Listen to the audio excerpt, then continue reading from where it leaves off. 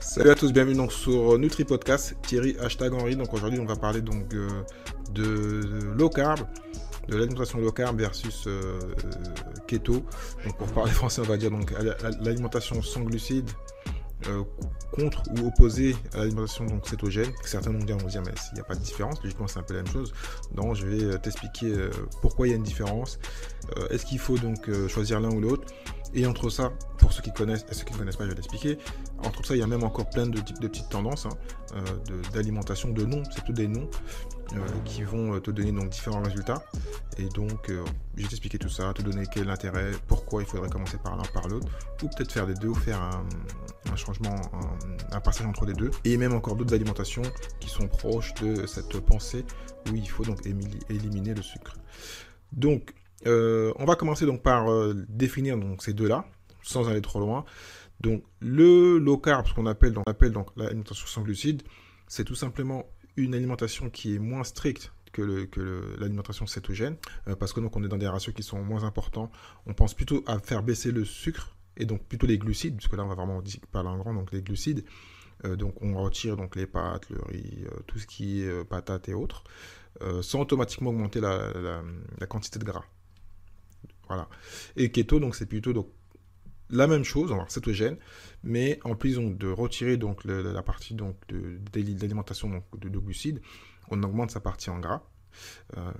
Et aussi donc on retire les aliments qui ont déjà un peu de glucides comme les végétaux, parce qu'on en a quand même un petit peu dedans. Même ceux-là, en fait, quand on les diminue pour vraiment augmenter donc la partie de gras, ou sinon on n'en manque même pas la partie de gras, parce qu'on va, surtout au début, tout faire pour utiliser son propre gras, donc sa propre graisse, et donc plutôt manger donc des éléments protéinés et plutôt mais qui sont faciles à assimiler.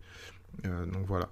Et donc souvent ça se rapproche même, parce que c'est même la mode aux États-Unis, de ce qu'on appelle le zéro carb, qui souvent se rapproche en fin de compte de l'alimentation qu'on a parlé ici, donc carnivore. Mais ça, je n'en parlerai pas, parce qu'on en a parlé déjà ici un petit peu dans l'épisode 5, si je ne me trompe pas, et c'est efficace, mais ça crée d'autres petits problèmes parce qu'il y a peu de fibres. Donc parenthèse, même s'il y en a qui sont adeptes. Donc pourquoi en fin de compte il faut choisir l'un ou l'autre? Est-ce que l'un est plus efficace que l'autre? Dans tous les cas, pour moi, les deux sont très bons. C'est quand même mieux que l'alimentation classique où on a donc des produits transformés et beaucoup trop de glucides. Et si on parle, parce qu'on en revient souvent à la perte de poids, même si moi, comme je le dis souvent dans d'autres épisodes, c'est important, mais il y a aussi donc les maladies qui sont autour, donc le diabète, le cancer et toutes les maladies liées aux problèmes donc d'intestin et d'estomac. Et donc ça, c'est vraiment important à prendre en compte. Aussi une meilleure clarité, penser mieux, une meilleure énergie. Les éléments positifs qui sont liés donc le fait donc de changer donc de carburant, parce que c'est vraiment ça, hein, quand on parle donc de faire baisser le glucide, on dit que naturellement c'est comme ça on fonctionne, mais si on retire donc le glucide, vous êtes obligé en fin de compte de passer à un autre carburant qui sera donc l'acétose ou l'acétone. Voilà. Et donc si vous déjà il faut donc dans l'esprit pour ceux qui n'ont pas écouté l'épisode, je mettrai le lien vers l'épisode 2 et 3 où on parle plus de ça. Il faut donc déjà se dire qu'il faut donc que vous soyez keto-adapté, céto-adapté. Donc prendre le temps et donc passer 2-3 semaines à changer d'alimentation. Passer toutes ces étapes qu'on dit qui sont un peu difficiles, donc qui sont du keto flou, enfin de la fièvre cétogène et tous les éléments qui font parce que vous changez de carburant, donc vous changez de système. Passer ça, certains peuvent se dire mais pourquoi je reste keto? Surtout que moi je donne mon exemple à moi qui ne suis pas très gros, qui n'ai pas de gros problèmes de santé, mais comme je l'ai dit gros, qui n'ai pas de gros problèmes de santé, mais comme je le disais, j'ai des diabétiques dans ma famille, il y a différentes maladies que les gens ont eues, donc c'est pour ça que moi je suis passé à ça. Donc déjà je réponds à la question, donc ça dépend en fin de compte de l'intérêt de chacun. Quand vous avez 50 kilos en trop, et que vous avez donc des gens autour de vous qui sont comme ça, vous dites qu'il y a peut-être une hérédité, quelque chose qui fait qu'il faut vraiment changer donc d'environnement et de façon de manger, et que vous ne voulez pas avoir les résultats où vous voulez gagner 10 ans de vie. Enfin, toutes les raisons, elles sont personnelles. Là, je dirais directement de passer un bon et d'aller donc directement en alimentation cétogène, donc keto. Ça peut être strict, ça peut être très dur, mais il vaut mieux donc se brutaliser. On pourrait dire le contraire, passer en low carb sera plus simple, mais souvent les résultats ne seront pas là. On va les sentir, mais ils ne seront pas assez efficaces et c'est facile de passer du low carb à une alimentation classique, entre parenthèses. Quand on fait le keto, on fait un vrai effort et c'est une manière de changer son habitude et donc retirer donc tous les aliments que j'ai indiqués, donc qui sont forts en glucides, donc les fruits, on peut quand même se permettre. On retire donc une bonne partie des fruits, si c'est pas tout même, les pâtes, le riz et tout ce qui est donc l'alimentation classique quand vous allez donc en super ou hypermarché. Vous allez voir les résultats, ça va être un peu difficile au début, vous changez vos habitudes, vous commencez peut-être à faire plus de sport si vous n'en faisiez pas, et automatiquement là, la personne qui a fait ça, qui a perdu ses kilos sur quelques mois ou sur une année, qui s'est stabilisée, qui est plutôt contente et qui a pris les réflexes de bien manger, donc de connaître aussi la grande partie, hein, la partie la plus importante, la nutrition, et voit tous les avantages, n'a pas de raison en fin de compte de revenir à une alimentation classique.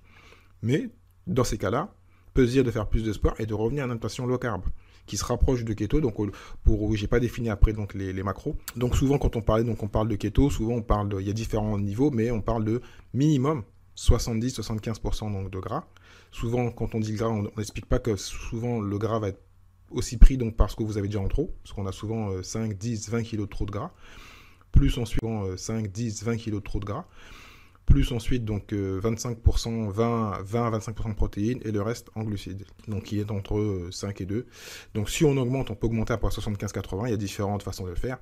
75-80 et ensuite donc ça va être 15-20 donc de protéines, ou même 25 de protéines et on fait encore baisser le glucide. Et puis on parle à l'extrême, donc là c'est vraiment le pur keto quasiment zéro carb, 90-95% donc d'alimentation grasse.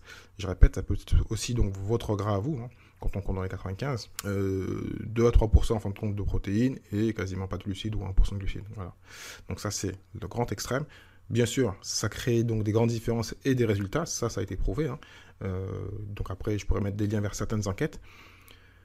Donc quand vous avez fait ça, vous avez les résultats, vous pouvez revenir à un low carb qui se rapproche plus du 70 et même en dessous en 65 de gras, et donc entre 15 et enfin plus de glucides, entre 5 et 10. Voilà. Et après là plutôt je parlerai, au lieu de parler d'un camembert, je parlerai plus donc de ce que j'ai déjà parlé sur d'autres épisodes. Souvent on parle de 20 grammes de gras par jour. Là je parlais plus en fait de 20 grammes de gras par jour, je parlais par exemple pour moi, on peut monter à 5 grammes de glucides par jour. Et certains qui sont très forts, qui font beaucoup de sport, qui font plutôt à intensité training, des marathons route, montent à 80, 70 grammes. Pour certains, ça leur paraît bizarre. Il y a même beaucoup de gens qui sont jaloux, qui disent mais comment ils font pour rester en cétose dans ces cas-là? On ne peut pas oublier qu'on est tous différents. Donc il faut apprendre à se connaître. Donc quand on a fait le gros effort de passer keto, de perdre beaucoup de poids et de faire du sport, tout doucement se dire qu'il faut tout simplement se tester. Soit avec les différentes machines, hein, moi je le fais pas, mais je le vois par rapport à ma balance, mon physique et ma santé et des prises de sang.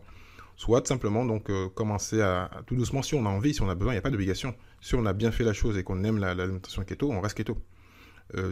Après, il faut juste voir si on arrive à gérer le problème donc des fois de constipation et des problèmes qu'il y a, parce que comme tout changement, il peut y avoir certains problèmes.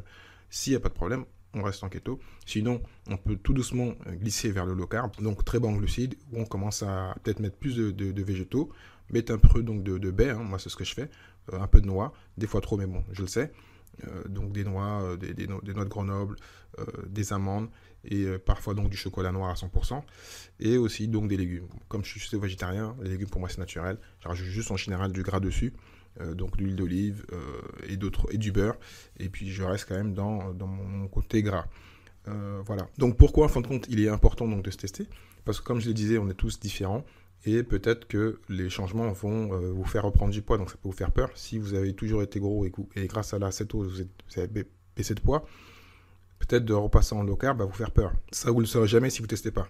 Si le keto est trop difficile et même si vous avez des résultats et vous commencez à stresser et à faire ce qu'on appelle de passer au low carb et d'apprendre à se contrôler et de ne pas passer les limites de low carb, à revenir à une alimentation classique, mais tout simplement d'être entre la limite entre les deux.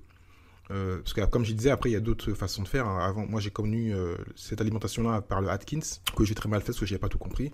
Mais il y a du benzine, il y a plein entre parenthèses dans l'alimentation cétogène, il y a plusieurs niveaux, il y a plusieurs façons de faire. Donc il faut juste après se connaître, savoir que l'ennemi c'est le sucre et le glucide pour vraiment bien faire les choses et qu'il y a d'autres façons de s'alimenter. Quand on sait tout ça, quand on a commencé à faire des tests, on peut tout doucement en fin de compte se balader et se dire voilà, on sait que le plus efficace ça reste le zéro carb et le keto, mais il y a aussi donc des inconvénients. Donc il faut donc se balader, se traîner et voir par rapport à comment vous mangez, comment vous vivez, comment vous faites votre sport, par rapport à votre environnement, ce que vous aimez, ce que vous n'aimez pas, et être libre et sain dans sa tête. ne pas se forcer à faire les choses pour ensuite perdre vos habitudes et passer du côté inverse et à tout abandonner, dire non, ça n'a pas marché, j'ai pas tenu parce que comme je l'ai dit plusieurs fois, moi je ne suis pas régime.